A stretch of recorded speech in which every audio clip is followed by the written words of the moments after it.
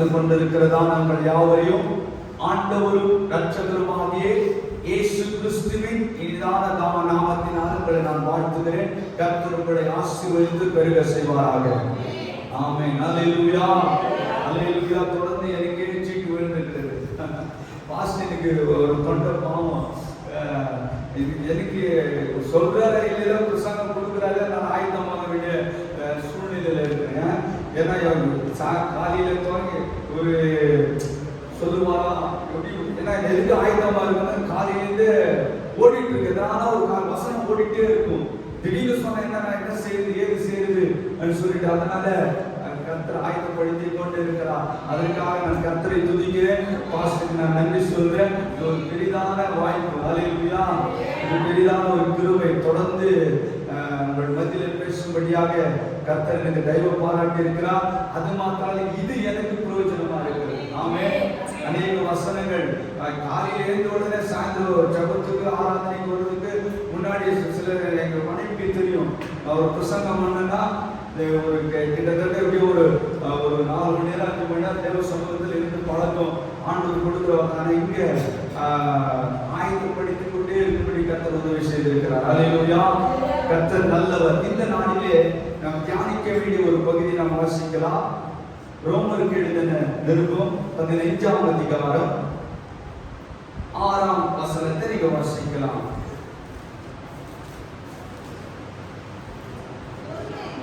பொறுமையையும் ஆறுதலையும் அளிக்கும் தேவன் கிறிஸ்து இயேசுவினுடைய மாதிரியை ஏக சிந்த விழலாயிருக்கும்படி உங்களுக்கு அனுக்கிரகம் செய்வாராக. கண்களுக்குடி நாம ஜெபம் பண்ண. ஆண்டவரே, நன்றியோடு உம்மை துதிக்கிறப்பா. இயேசுவே, நீங்க பேசுங்க. ஆண்டவரே, நீங்க பேசுங்க.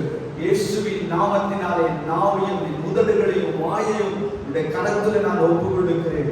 ஆண்டவரே, ஸ்தோத்திரப்பா. மாம்சத்திலிருந்து ஒரு வார்த்தை வெளியே வரக்கூடாது. ஆவிக்குரியவர்களை ஆவிக்குரியவர்களோடு ஆண்டவரே சம்பந்தப்படுத்தி உணர்த்தி காட்டும்படியாக என் இருதயத்தை புதிதாக்குங்கள். என் சிந்தைக்குள்ள ஆண்டவரே இருதயத்துள்ள வசனங்கள் வெளிவருவதாக பரிசுத்த ஆவியானவர் எனக்கு அனுக்கிரகம் செய்யும்படியாக ஜெபிக்கிறோம். இயேசுவின் நாமத்தினாலே பிதாவே, ஆமென். அல்லேலூயா, அல்லேலூயா. இங்கே பவுல் ரோமருக்கு எழுதுகிற பொழுது என்ன எழுதுகிறாரா? இயேசுவினுடைய மாதிரிப்படியே நீங்கள். அல்லேலூயா. இன்றைக்கு செய்தியுடைய தலைப்பு இயேசுவினுடைய மாதிரி. ஆமென். யார் மாதிரி இருக்கணும்? இயேசு மாதிரியே நாம் இருக்கணும். அல்லேலூயா. நீங்கள் அப்படிதானே அந்த வசனம் சொல்லுது. அந்த வசனத்தை மாத்த சேர்ந்து வாசிங்க. பொறுமையையும் ஆறுதலையும் அளிக்கும் தேவன் கிறிஸ்து இயேசுவுடைய மாதிரியின்படியே நீங்கள். எல்லாம் சேர்ந்து சொல்லலாம். ஒரு கிறிஸ்து இயேசுவின்படியே, இயேசுவின் மாதிரியின்படியே நீங்கள். அதான் தலைப்பு. கிறிஸ்து இயேசுவின் மாதிரியின்படியே நீங்கள், நாங்கள். ஆமென். யார் மாதிரி இருக்கிறோம்? கிறிஸ்து இயேசுவின் மாதிரியே நாம் இருக்கணும். அல்லேலூயா. பக்கத்துல இப்படி கையை பிடிச்சு கேளுங்க. இருக்கிறோமான்னு கேளுங்க. இயேசு மாதிரியே இருக்கிறோமா கேளுங்க. அல்லேலூயா. பொறுமையும் ஆறுதலை அளிக்கும் தேவன் சொல்லிட்டு, ஆனா வசன கீழே சொல்லு அனுக்கிரகம் செய்வாராக. அல்லேலூயா. இருக்க முடியாதுடா, ஆனா ஆண்டவர் சொல்றாரு அனுக்கிரகம் செய்வாராக. அல்லேலூயா. நம்மை பார்த்தா யாரை பார்க்கிற மாதிரி இருக்கணும்? இயேசுவை பிரதிபலிப்பதா இருக்கணும். அதான் பவுல் சொல்றார். என்ன சொல்றாரு பவுல்? நான் கிறிஸ்துவை பின்பற்றினது போல நீங்கள் என்ன பின்பற்றுங்கள் என்று சொல்லி. அல்லேலூயா. சொல்ல முடியுமா? சொல்ல போல சொல்ல முடியும். அப்போ பவுல் எந்த அளவுக்கு கிறிஸ்துவை பின்பற்றினா இருக்கிறான்? ஆமென்.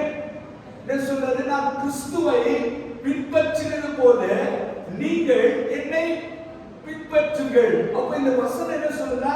கிறிஸ்து இயேசுவின் மாதிரி. நம்மை ஒருவர் பார்த்தா இயேசு மாதிரி தான் நம்மளை பார்க்கணும்.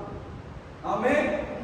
நம்மை ஒருவர் பார்த்தா இயேசுவினுடைய குணங்கள் குணங்கள், இயேசுவினுடைய அன்பு, இயேசுவினுடைய தன்மை, இயேசுவுக்குள் இருக்கிற அத்தனை குணாதிசயங்களோ குணங்களோ நமக்குள்ளே இருக்கணும். அதுதான் கிறிஸ்து இயேசுவின் மாதிரி.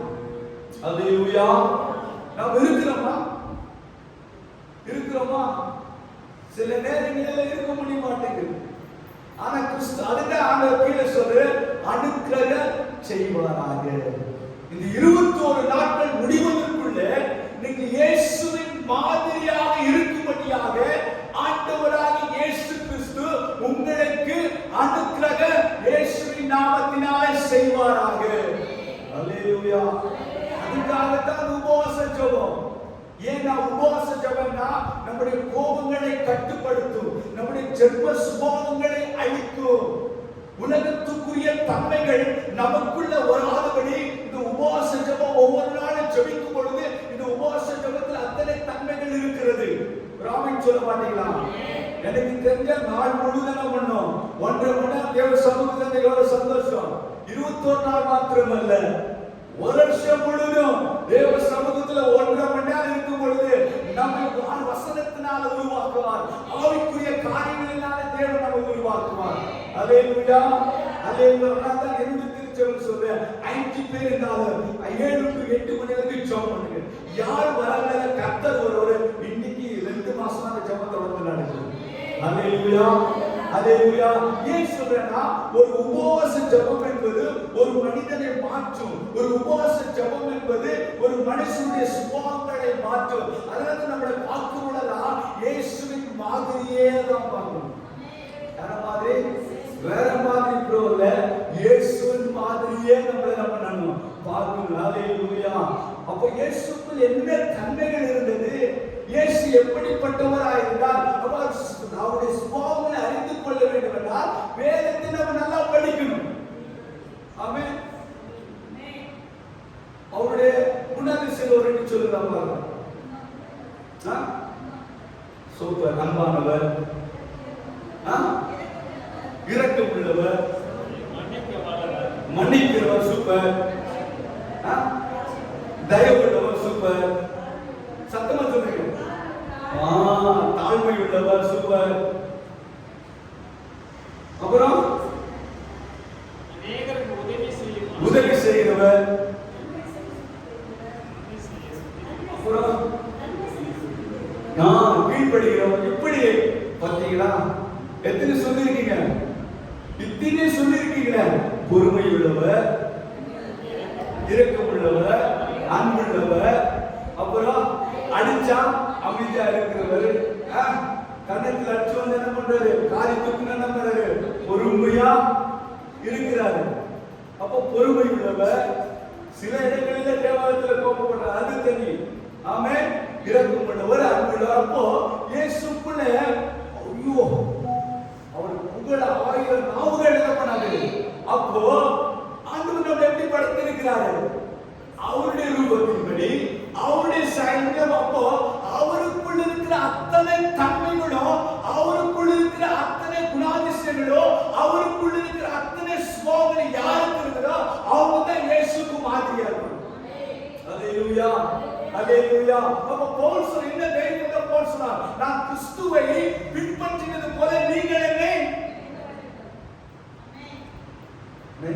பார்த்தா நம்மளை பார்த்து சொல்லணும். நம்மளை பார்த்தா சொல்ல முடியுமா? அவங்கள போய் நீ ஃபாலோ பண்றது கேட்பாங்க. திட்டுவாங்களா இருக்கிறாங்க. அவங்க எப்படிப்பட்டாலும் அவங்களுடைய சேரையா சொல்றாங்களா இல்லையா?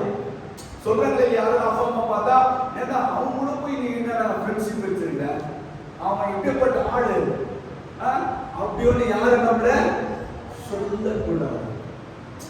சொன்னா ஓ இந்த திருச்சபைக்கு போற ஜனங்களா இயேசு மாதிரியே இருக்கிறாங்க, அவங்கள பார்த்த இயேசு பார்க்குற மாதிரியே இருக்கிறாங்க.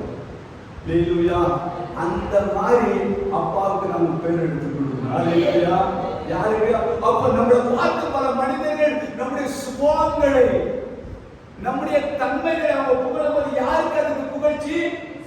இயேசு. அதான் பவுல் சொல்லுகிறார், நான் கிறிஸ்துவை பின்பற்றினது போல நீங்க என்னை பின்பற்றுங்க. நம்மளை யாரா பின்பற்றினா பின்பற்றுவாங்களா? பின்னாடி பேர் சொல்லுங்க. அவங்களுக்கு என்ன இருக்கு?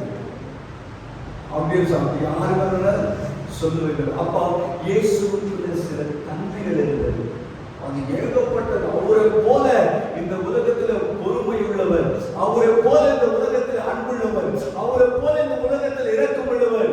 நான் இரக்கமுள்ளவராய் இருக்கிறது போல் நீங்களும் இரக்கமுள்ளவராயிருங்க அப்படி சொல்லி அவருடைய நீங்க எல்லா இடங்களிலும் பார்த்தீங்கன்னா பவுல் அவர் குறித்து அழகா எழுதுவார். அதுல சில காரியங்களை மாத்திரம் மத்தியில நான் பிரசங்கித்து ஜெபிக்க விரும்புகிறேன். ஒரு 10 நிமிஷத்துல நான் முடிச்சுக்கிறேன். இது முதல் காரியமாக இயேசு கிறிஸ்து தாழ்மைக்கு மாதிரி. ஹல்லேலூயா. எதுக்கு மாதிரியா இருந்தாரு? தாழ்மைக்கு மாதிரியா இருந்தாங்க. வாசிக்கலாம். பிலிப்பியர் 2ஆம் அதிகாரம் 8ஆம் வசனம்.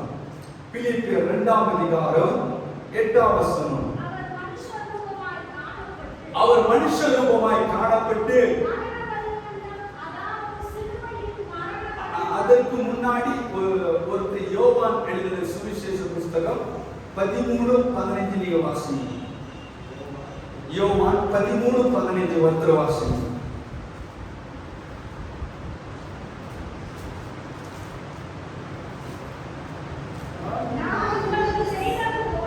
நான் உங்களுக்கு செய்தது போல நீங்களும் செய்யும்படி மாதிரியை காண்பித்தாங்க. என்ன பண்றாங்க ஆண்டவரே? சீஷருடைய அத்தனை பேருடைய கால்களை கழுவுறதுக்கு எதற்கு அடையாளம் தெரியுமா? தாழ்மைக்கு அடையாளம்.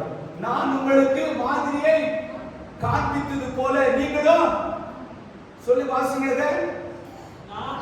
நான் உங்களுக்கு செய்தது போல நான் சீஷர்களை பார்த்து நான் உங்களுக்கு செய்தது போல நீங்களும் செய்யும்படி உங்களுக்கு ஒரு மாதிரியை வைக்கிறார். அப்போ பைபிள் முழுவதும் இயேசு தான் நமக்கு மாதிரி. அல்லேலூயா. வேதம் முழுவதும் இயேசு தான் நமக்கு மாதிரி. இயேசு இல்லைன்னா ரட்சிப்பு இல்லை, இயேசு இல்லைன்னா அன்பு இல்லை, இயேசு மரிக்கலைன்னா ரட்சிப்பு இல்லை. நமக்கு ஹோல் பைபிளே இயேசு தான் நமக்கு மாதிரி. அல்லேலூயா. அப்போ வசன யோவான் கடைசி நிருபத்தில் வாசிக்கும்போது 1 யோவான்ல அவரில் நிலைத்திருக்கிறவன் எவனோ அவர் நடந்தபடியே, எப்படிங்க?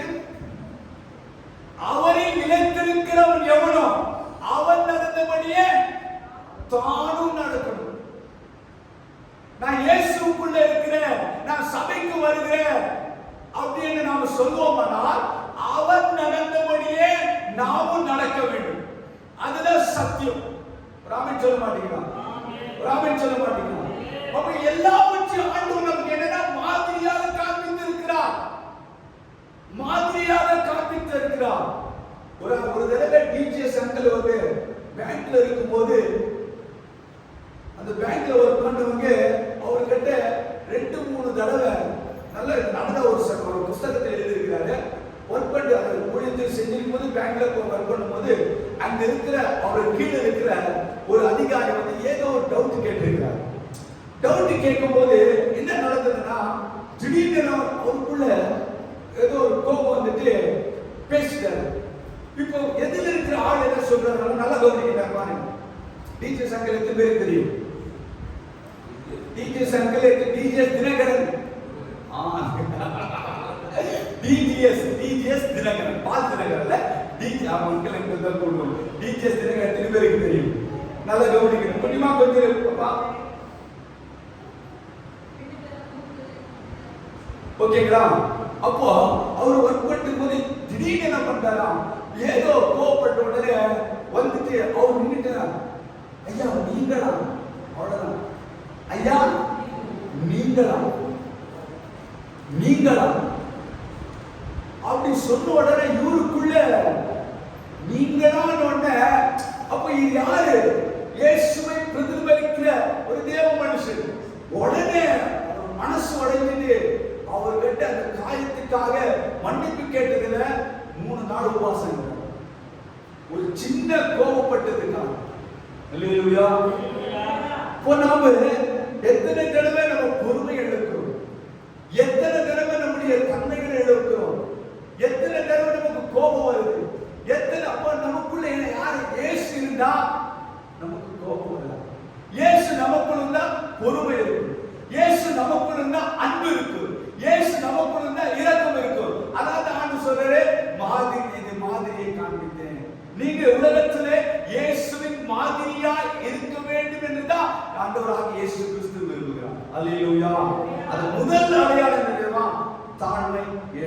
அல்லேலூயா. நீங்கள் பிலிப்பியர் மறுபடியும் அந்த வசனத்தை வாசிங்க. அவர் மனுஷரூபமாய் காணப்பட்டு மரண பரியந்தம் சிலுவையில் மரண பரியந்தம் கீழ்ப்படிந்தவராகி தம்மை தாமே தாழ்த்தினார். மரண பரியந்தம் தம்மை தாமே தாழ்த்தினார். ஆமென். தாழ்மைக்கு அடையாளம் ஆண்டவராக இயேசு கிறிஸ்து ஒருவர் மாத்திரம். ஒரு அமைச்சர் எப்போ மரண வரைக்கும், அப்ப நம்முடைய ஜீவன் இருக்கிற வரைக்கும் நாம் எந்த அளவுக்கு கர்த்தருக்கு முன்பாக நம்ம தாழ்மைப்படுகிறோமோ அந்த அளவுக்கு நம்மளை உயர்த்துவார். அல்லேலூயா, அல்லேலூயா. அடுத்த வசனம் சொல்லுங்க, கீழே வாசிங்க. ஆதலால் தேவன் எல்லாவற்றுக்கும் மேலாக அவரை உயர்த்தினார். கர்த்தரை தியானம் செய்யலாமா? எந்த கர்த்தருடைய பிள்ளை தன்னை தாழ்த்துகிறதோ அந்த பிள்ளையை கர்த்தர் எல்லாவற்றுக்கும் மேலாக அந்த குடும்பத்தை, அந்த பிள்ளையை, அந்த ஊழியக்காரனை கர்த்தர் நிச்சயமாக உயர்த்துவார். ஆமென், ஆமென். தாழ்மை, தன்னைத்தான் தாழ்த்துகிறவன் எவனோ உயர்த்தப்படுவான். வசனம் சும்மா சொல்லுங்க. ஆமென். இந்த அளவுக்கு தாழ்மைக்கு அடையாளமாக இயேசு வாழ்ந்தார். ஆமென். நமக்கு ஐயா, நமக்கு எந்த உலகத்தில் எவ்வளவு பெரிய பணங்களோ பொருள்களோ நம்ம சேர்ந்தது அது நமக்கு இல்லை. இயேசு தான் நமக்கு. அல்லேலூயா. அதில் ஒரு நாள் எல்லாவற்றையும் உலகத்துல விட்டுட்டு போயிருக்கோம். ஆமென். எதையும் நம்ம கொண்டு போகிறது இல்ல. ஆமென். ஆனா கொண்டு போகிறது ஒரு உயர்வை தான். இயேசுவுக்கு முன்னாடி எந்த அளவுக்கு, சபைக்கு முன்னாடி, பெரியவர்களுக்கு முன்னாடி எந்த அளவுக்கு நம்ம தாழ்மைப்படுகிறோமோ அந்த அளவுக்கு கர்த்தர் எல்லாவற்றுக்கும் மேலாக உயர்த்துவார். அல்லேலூயா. எத்தனை பேருக்கு உயர் வேண்டும்? தாழ்மை உள்ளவருக்கு என்ன அளிக்கிறாரா? கிருபைகள். தன்னை தானே தாழ்த்துக்கு உயர்த்தப்படுவது மட்டுமல்ல, எந்த மனுஷர்கள் தங்களை கர்த்தருக்கு முன்பாக தாழ்த்துகிறார்களோ அந்த அளவுக்கு தேவன் கிருபைகளை அவர் கொடுத்து கொண்டே இருப்பார். அல்லேலூயா. எத்தனை பேருக்கு எனக்கு கிருபை வேண்டும்? எத்தனை பேருக்கு உங்களுக்கு கிருபை வேண்டும்? உன் குடும்பத்து மேல, உன் மேல, உன் பிள்ளைகள் மேல கிருபைகள் வேண்டும்னா எந்த அளவுக்கு கர்த்தருக்கு முன்பாக நீங்க தாழ்மைப்படுகிறீர்களோ அந்த அளவுக்கு கர்த்தர் கிருபைகளை கொடுக்கிறது மாத்திரமல்ல, உங்களை இந்த தேசத்திலே, உங்க பட்டணத்திலே, நீங்க இருக்கிற ஸ்தலத்திலே தேவன் உங்களை உயர்த்தி கொண்டே போயிருப்பார். நம்மள யாராவது ஒரு மாதிரி பேசுறனா அமைதியா இருங்க. கர்த்தருக்கு ஸ்தோத்திரம். உங்களை யாராவது உங்களை ஒரு விதமா பார்க்கறாங்களா, இல்ல யாராவது ஒரு விதமா பேசுறாங்களா, நெவர் ஸ்தோத்திரம். அவரை நினைச்சு பாருங்க. மரணபரியந்தம் தாழ்த்தினார். அல்லேலூயா. தாழ்மைக்கு மாதிரி இயேசு. அல்லேலூயா. இதற்காக நம்ம மாதிரியா. ஆமென். மாதிரியா. அதுல இன்னொரு காரியத்தை நான் வாசிக்கலாம்.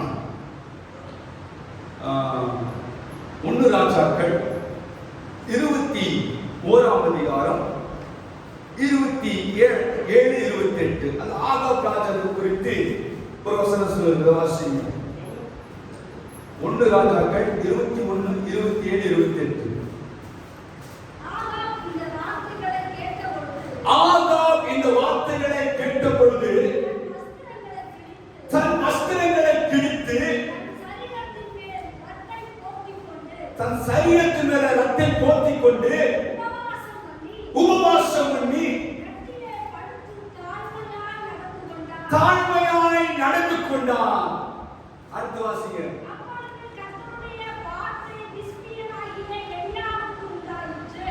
நீங்க அதுல மேல இருந்து வாசிங்க.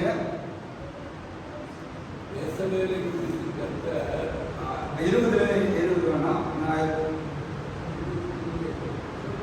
22 வாசிங்க. இல்ல 21 வாசிங்க. இன்னும் நல்லா இருக்கும். பாருங்க, நல்லா பாருங்க. ஆகாபுக்கு ஆண்டவர்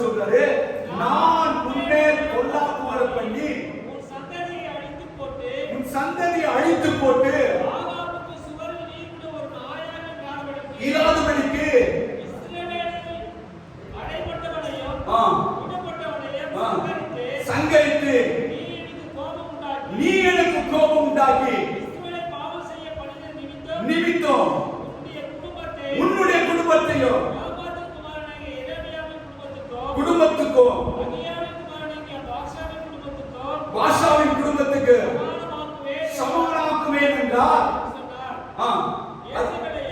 இயேசுவை குறித்து கர்த்தர் நாயில் இயேசுவை இஸ்ரவேல் மதில் அருகே சென்றோம். தொடர்ந்து வாசிங்க. ஆகாபின் சந்ததியில் பட்டணத்திலே சேர்ந்தவனை நாய்களும் வெளியிலே சேர்ந்தவனை ஆகாயத்து பறவைகளும் தின்னும் என்றார். 26 வாசிங்க. கர்த்தர் இஸ்ரவேலுக்கு முன்னிட்டு துரத்திவிட்ட எமோரியை செய்தபடியெல்லாம் அவன் நரகலான விதிகளை பின்பற்றி மகா அருவருப்பாய் நடந்து கொண்டார். ஆகாப் இந்த வார்த்தைகளை கேட்டபொழுது தன் வஸ்திரங்களை கிழித்து தன் சரீரத்தின் மேல் இரட்டை போட்டுக்கொண்டு உபவாசம் பண்ணி இரட்டிலே படுத்து தாழ்மையாய் நடந்து கொண்டார். ஆகாபுக்கு விரோதமாக தேவனுடைய கோபம், ஆகாபு குடும்பத்துக்கு விரோதமாக தேவனுடைய கோபம், ஆகாபுக்கு விரோதமாக பொல்லாப்பு செய்ய ஆண்டவர் நியமிச்சிட்டாரு. உன் வீட்டுல உன் குடும்பத்துல இந்த குடும்பத்தை உன்னை ஆக்குவேன்னு சொல்லி ஆண்டவர் அவன் மேல பயங்கரமாய் கோபமாய் இருந்தார். விக்கிரங்களை பின்பற்றி இருக்கிறார், இஸ்ரவேலை தவறு பண்ணிருக்கிறாய் சொல்லும் பொழுது ஆகாப் இந்த வார்த்தைகளை கேட்ட உடனே எப்படி பண்ணனா? தேவனுக்கு முன்பாக உபவாசம் பண்ணி ரெட்டுடம் உடுத்தி தேவனுக்கு முன்பாக தாழ்த்தின படியினாலே ஆண்டவர் அழகாக ஒரு வார்த்தை சொன்னாரு. ஆகாப் எனக்கு முன்பாக தன்னை தாழ்த்தினதை கண்டாயா? அவன் எனக்கு முன்பாக தன்னை தாழ்த்தினபடினால் நான் அவன் நாட்களில் அந்த பொல்லாப்பு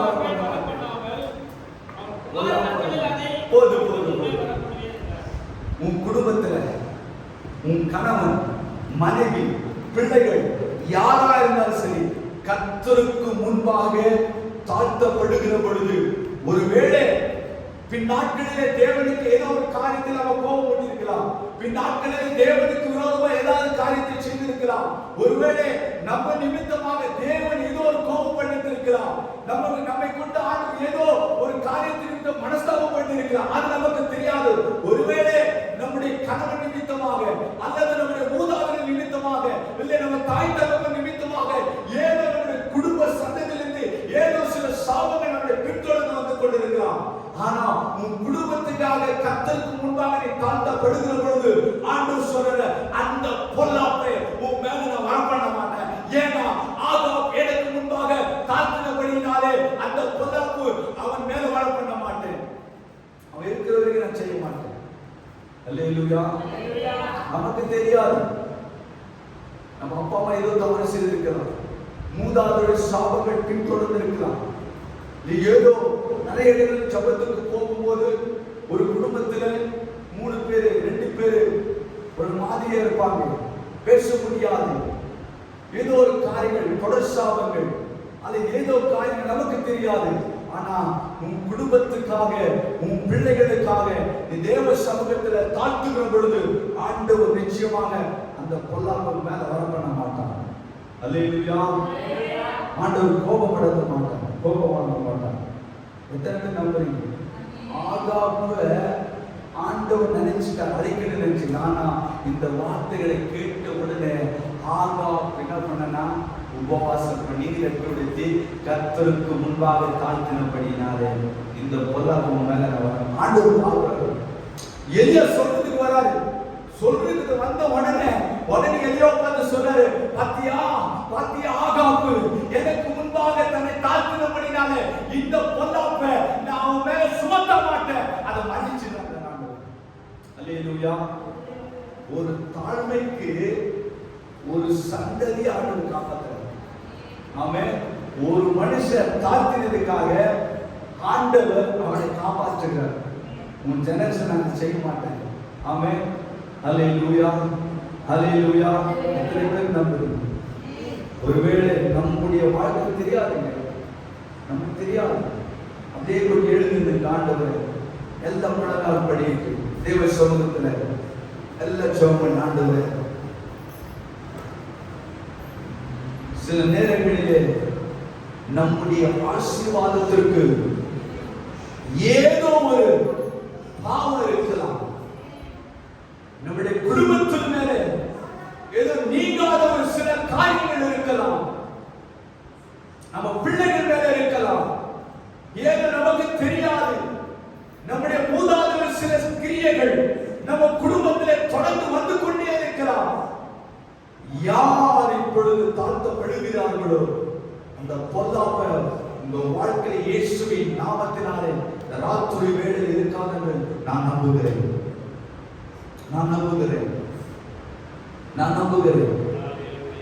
கொஞ்ச நேரம் விட்டுக் கொள்ளுங்கள். ஆண்டவரே, நாமை தாழ்த்துகிறோம். உமக்கு முன்பாக என் குடும்பம் சுகமாயிருக்கும். உமக்கு முன்பாக ஆகாப்ப தாழ்த்தினது போல நான் தாழ்த்துகிறேன் ஆண்டவரே. அப்பா, ஸ்தோத்திரம் ஆண்டவரே. மரண பரியந்தம் நீ தாழ்த்தின வழியினாலே பிதாவானவர் உயர்த்தினது போல ஆண்டவரே, இன்றைக்கு உடைய சமூகத்திலே நாங்கள் அழுது எங்களை தாழ்த்துகிறோம். எங்கள் வாழ்க்கையிலே, என் குடும்பத்திலே, எனக்குள்ளே ஆண்டவரே ஏதாவது ஆண்டவரே அப்பா ஸ்தோத்திரம் உம்மை கோபப்படுத்தின ஏதாவது காரியங்கள் எனக்குள்ளே இருக்குமையானால் இந்த ராத்திரி வேளையிலே உம்முடைய சமூகத்திலே நான் தாழ்த்துகிறேன் ஆண்டவரே. நான் அர்ப்பணிக்கிறேன் ஆண்டவரே. ஒருவேளை உன் பிள்ளைகள் நிமித்தமாக, ஒருவேளை உன் கணவரின் நிமித்தமாக, ஒருவேளை உன் தாய் தகப்பன் நிமித்தமாக, ஒருவேளை சந்ததியாய் சில காரியங்கள் தொடர்ந்து வந்து கொண்டிருக்கலாம். இயேசுவின் நாமத்தினாலே எனக்கு தாழ்மைப்படுகிறேன். அந்த பொல்லாப்பு உன் குடும்பத்து மேல, உன் பிள்ளை மேல, சந்ததி மேல இல்லாதபடி கர்த்தர் மாற்ற போகிறார். அது என்னையும் எனக்குள்ள ஒருவேளை இருக்குமானால் கர்த்தர் என்னையும் மாற்ற போகிறார்.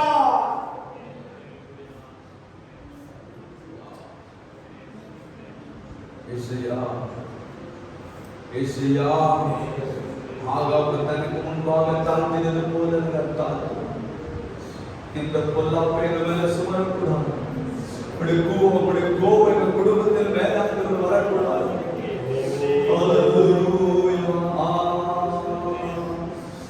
தாழ்மையுள்ளவரிடம் தங்குதே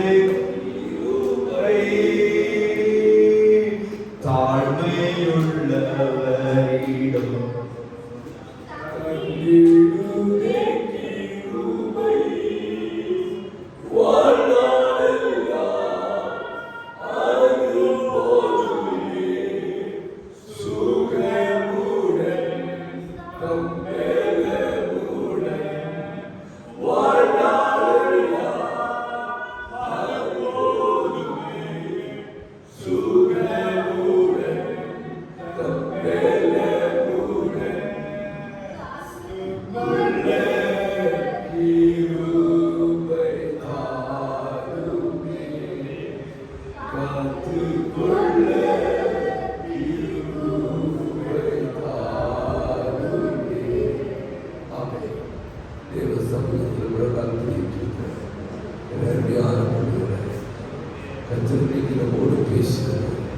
அவர் பொறுமையும் ஆறுதலும் உள்ளது. அந்த பொறுமையும் ஆறுதலும் உள்ளதை நமக்கு கிறிஸ்து இயேசுவாக ஏற்பட்டிருக்கிறார்.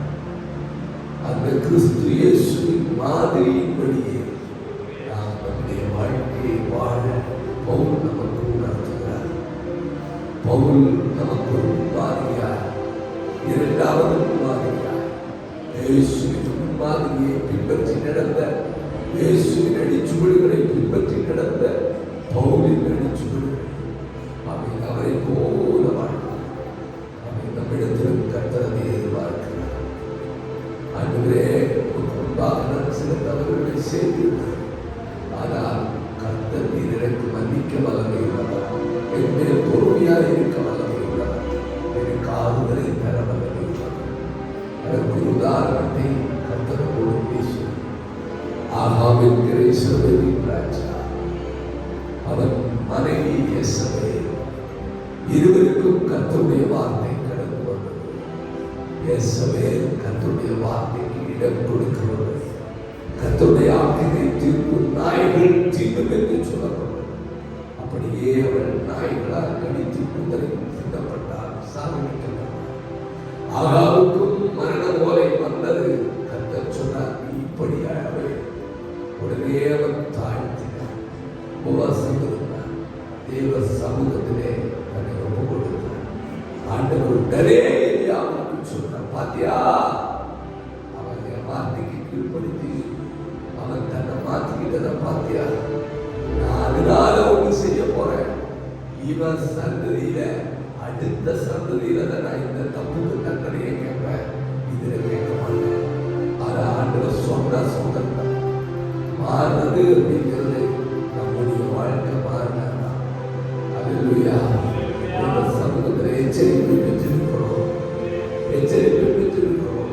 இந்த உபவாச நாட்களிலே கர்த்தர் நம்மை உடவிட்டு தனக்கேற்ற விதத்திலே நம்மை பயன்படுத்துவதற்கு, அவருடைய சித்தத்தை செய்வதற்கு நம்மை உருவாக்கி கொண்டிருக்கிறார் என்று அந்த விசுவாசம். நம்மிடத்தில் இருக்கிற குறைகளை அகற்ற, நம்மிடத்தில் இருக்கிற பலகீனங்களை மாற்ற, நமக்கு தூரனுக்கு தேவனுக்கு தூரமாய் இருக்கிற காரியங்களை விட்டு அகல தேவன் நம்மை பண்படுத்தி கொண்டிருக்கிறார். அல்லேலூயா. அந்த கிருபைக்குள் நம்மை தாழ்த்தி கொள்ளலாம். பிதாவே, உம்மை துதிக்கிறேன், ஸ்தோத்திரிக்கிறேன், வாழ்த்துகிறேன். கர்த்தாவே, நாளுக்காய் ஸ்தோத்திரம். ஆண்டவரே, 10 நாட்களுடைய பாதத்தில் அமர்ந்திருக்கிறோம். ஆண்டவரே, தேவ சமாதானம் எங்களை ஆளுகை செய்து கொண்டிருக்கிறவர்களாய் ஸ்தோத்திரம். ஒவ்வொரு நாளும் எங்களோடு இடைபடுகிறீர்களா? வார்த்தைகளை கேட்டவர்களாய் மாத்திரமல்ல, நாங்கள் எங்களை ஒரு விசை கூட ஆராய்ந்து பார்த்து எங்களிடத்தில் அந்த விதமான காரியங்கள் உண்டோ என்று பார்த்து, அவரே உங்களுடைய நல்ல வழியிலே நடக்க, உம்மை போல நடக்க, உங்களுடைய முன்பாதையை பிடித்துக் கொண்டு நடக்க எங்களுக்கு உதவி செய்கிறதற்காக பேசுகிற ஆசிரியருடைய கருத்தில் தருகிறோம். குடும்பத்தை தருகிறோம். ஆசிரியர் இன்னும் அதிகமான கருவிகளால் நிரப்பும். உங்களுடைய நாம மகிழ்ச்சிகள் எடுத்து பயன்படுத்தி குடிவந்த ஒவ்வொருவரையும் பேராய் குடும்பமாய் ஆசிரியர். இன்னைக்கு நாங்கள் சென்று கண்டு வந்த சோவி குழந்தைக்காய் சுமத்துறார். சீக்கிரமாக இந்த காலத்தில் கூடி சந்தோஷமாய் நடக்க, எழுந்து நடக்கிறதை நாங்கள் பார்க்க, அந்த சிரிப்பை பார்த்து சந்தோஷத்தை மகிழ்ச்சிப்படுத்த தேவன் கிருபை செய்கிறதற்காய் சுவேதமாய் பலவிதமாய் இருக்கிற யாவரையும் ஒப்புக்கொடுக்கிறோம். எங்கள் கண்ட்சி கூட்டங்களுக்காக ஒப்புக்கொடுக்கிறோம். எல்லா நிலைகளையும் மாற்றி பலத்தால் இடைகட்டுகிறதற்காக இயேசு கிறிஸ்துவின் மூலம் ஜெபம் கேளுங்கள். என் ஆத்துமாவே கர்த்தரை ஸ்தோத்திரி, என் உள்ளமே பரிசுத்த நாமத்தை ஸ்தோத்திரி. என் ஆத்துமாவே கர்த்தரை ஸ்தோத்திரி, கர்த்தர் செய்த சகல உபகாரங்களையும் மறவாதே. ஆமென். ஹல்லேலூயா, ஹல்லேலூயா.